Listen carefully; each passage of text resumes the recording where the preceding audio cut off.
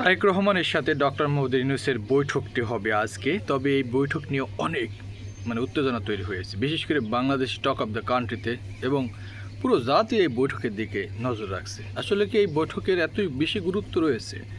এজন্য একদিক থেকে গুরুত্ব রয়েছে এজন্য যে বিএনপির সাথে সরকারের সম্পর্কটা অনেকটা আগের চেয়ে তিক্ততায় রূপ নিয়েছে নির্বাচনের তারিখ ঘোষণা নিয়ে।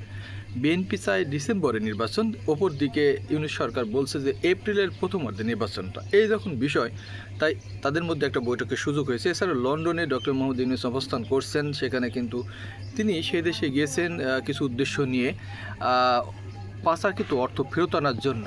কিন্তু সেখানকার প্রধানমন্ত্রী অর্থাৎ ইংল্যান্ডের প্রধানমন্ত্রী স্টারমার তিনি তার সাথে সাক্ষাৎ দিচ্ছেন না, অস্বীকৃতি জানিয়েছেন। সব মিলে ঘটনা বহু দিক থেকে গড়িয়েছে।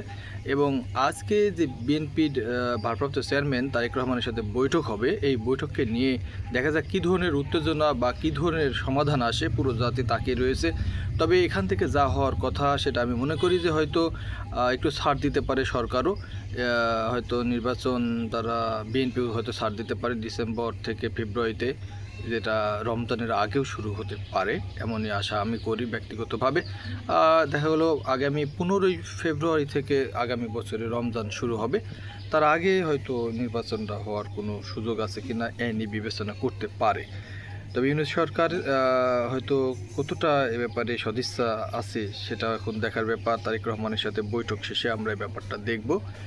হয়তো আমাদের আরও কিছুক্ষণ অপেক্ষা করতে হবে। এ ব্যাপারে আমির খসরু বিএনপির স্থায়ী কমিটির নেতা, তিনিও বলছেন যে এ ব্যাপারে আমাদের আপাতত চুপ থাকতে হবে, বৈঠক শেষে আমরা এই ব্যাপার নিয়ে মন্তব্য করব।